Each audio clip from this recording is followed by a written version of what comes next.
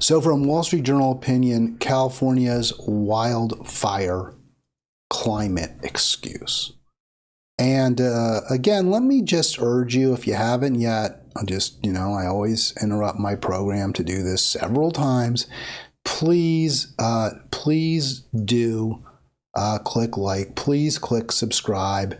I need your support. We need this to be a dialogue. This needs to be a back and forth with a conversation where we're working together to come up with solutions to the problems that we face,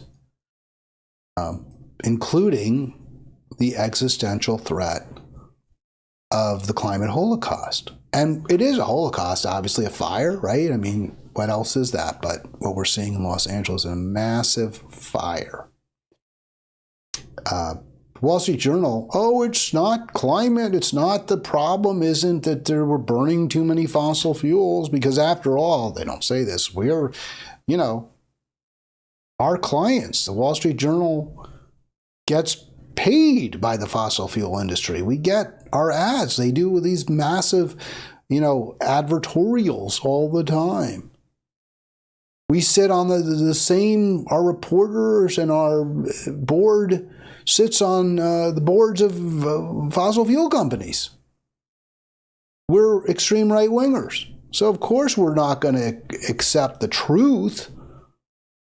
We're part of a conspiracy to gull you and fool you into believing this isn't perhaps the most terrifying problem humans have ever faced and the greatest that we've ever caused. So that's the Wall Street Journal's position. It's just complete BS. So they're coming out and they're like, watch out for hydroclimate whiplash. The term the climate left is what they say is suddenly using to explain the LA wildfires. And to change the subject from the failure of state and local government. Well, first of all, nobody's changing the subject. There's been a tremendous amount of coverage of the failures of Gavin Newsom, Karen Bass, Mayor Bass, and others on the left. This is not some kind of a distraction or, what's the word? I guess distraction, but it's not trying to avoid recriminations against the Democratic leadership, which has failed largely, which is corporatist, which is, by the way, often embracing policies that the Wall Street Journal likes. But what the Journal claims is it's not what they call whiplash, and I think that term is being used, that you get very wet weather and very dry weather, and that causes the problem. Saying, this is always the case. This is the way it is in California. There's wet and there's dry. I mean, come on. So they simplify a somewhat, but not particularly complex idea. The theory is that climate change caused 2 especially wet winters in California, leading to lush vegetation growth. And now, because of the dry spell, we've got hydroclimate whiplash. They're basically making a mockery of it by this again. So climate change explains wet and dry seasons. Again, oversimplification, dishonest. It's not the burning of fossil fuels causes there to be some rainy seasons and some dry seasons. It's that it's causing extreme aridity. It's causing extreme levels of rainfall. And it's in years that are dry, causing great, hotter temperatures, greater winds. So it's not, yes, it's rainy today and it's going to be dry tomorrow, so therefore it's the climate crisis. it's a climate hoax. No, it's that it's really, really dry and then it's really, really wet and vice versa. And the paper, the journal, comes up with this kind of BS graph where their argument is, well, again, this is California. We get rain, we get dry. And then they put this chart up there, which for all I know is accurate. And they're trying to say this proves our point. Look at that. It's like sometimes those lines go way, way up when there's a lot of rain. And then other times they're much, much lower. They're a third, right? The wettest winter there was wettest season 43 inches and the driest around 12 or 13. So 1/4 as much rain in the driest season. It was 11 inches back in 23. Now I plotted 23 or 22, right? So as the Times pointed out, it was very, very dry in 22. Or it didn't point that out. What it's saying is it was wet in 23, it wet in 24, now it's very dry. That's what it's saying. They're saying early 24. The rainy season is usually from, say, November through April. But what they don't tell you is that 22 was the second driest year since 1900. And then you had, so in fact, even by their own standards, it was quite a dry year for all of California. And then you did have a lot of precipitation, 23, 24. But this is for all of California. Obviously, California, an enormous state, which includes the highest peak, I believe it's the highest, maybe it's in Colorado, but I think it's Mount Whitney, the highest peak in the lower 48, as well as the lowest elevation in the entire country, that the Mojave Desert, well below sea level. California is a state with a very, very long coastline, with a very flat central region, high mountains. So you can't use California as a climate area, a climactic region. You have to look at various local areas within California and just say, well, is that where we saw the climate whipsaw? But the LA Times, I guess they think you're too stupid to understand that a lot of snow in the Sierras in Lake Tahoe area has nothing to do with LA. That you could have an extremely dry season in Los Angeles while there's still a lot of snow in Northern California. But they just decide they're going to ignore all that and come up with this chart that tells you very, very little. In fact, the evidence is clear. Yes, it was climate whiplash is a significant factor behind the LA fires. And this is from a scientific journal that is, I believe, peer-reviewed, where the articles are peer-reviewed.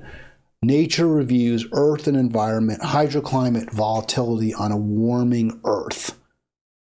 I think I'm going to take what these scientists say a little more seriously than what the Wall Street Journal tells me about climate. Clearly a biased publication, the Wall Street Journal, in the pocket of the billionaire class, of the oil and gas industry, of the coal industry. So from the journal,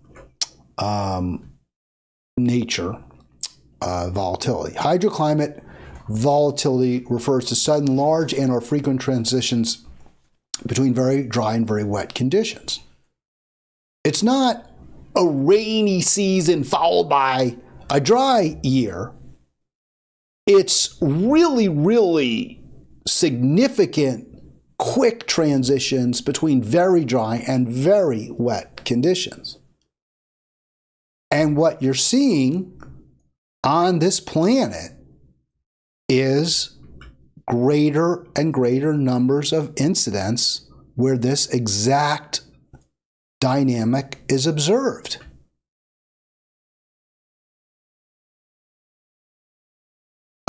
The number of whiplash events has increased by 1/3 to 2/3,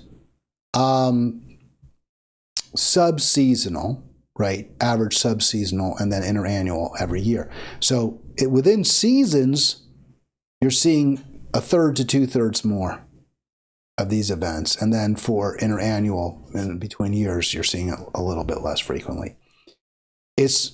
But still more frequently than in the past.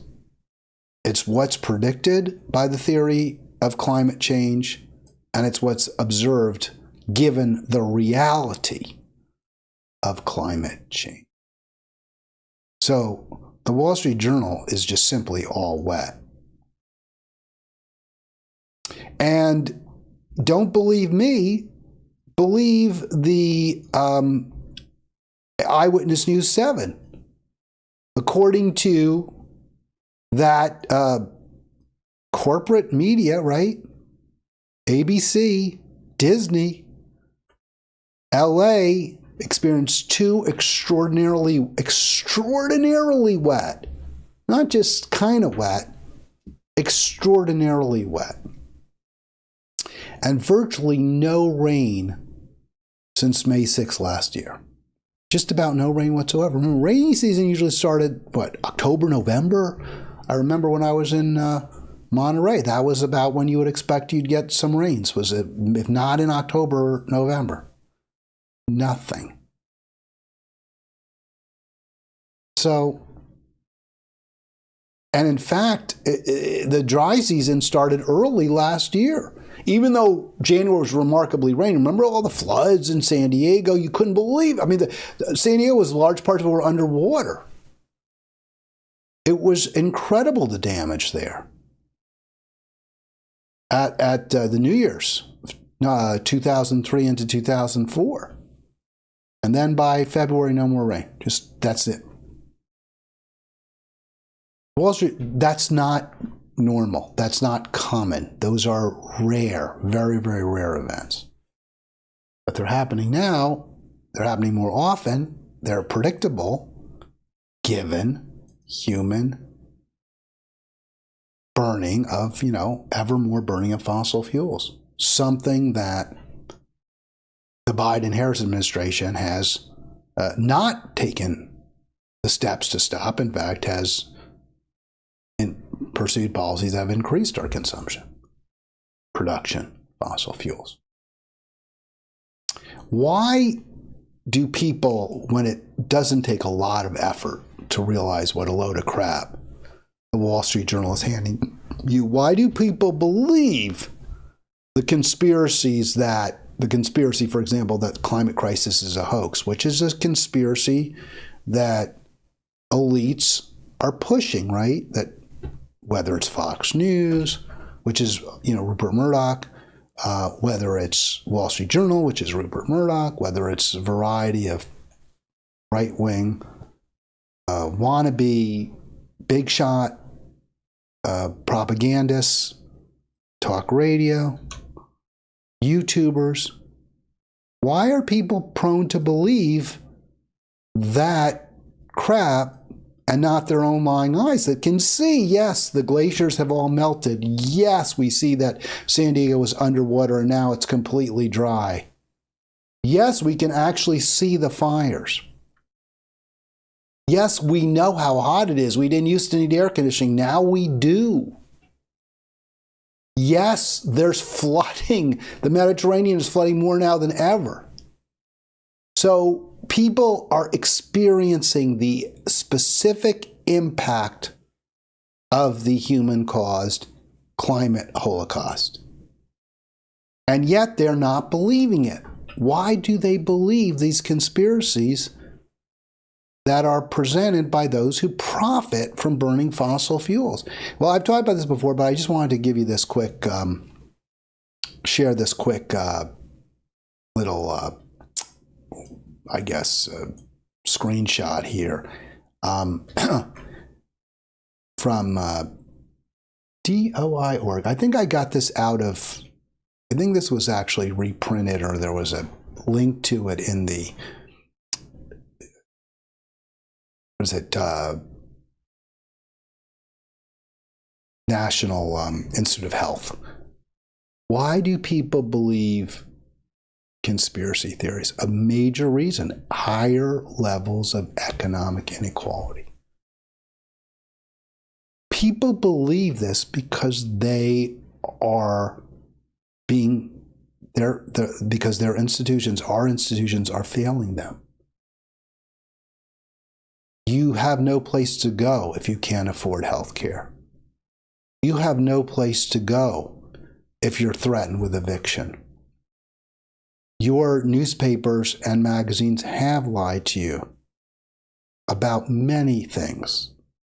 They're not lying to you about the climate crisis, if they're covering it, but they've lied to you about many other issues.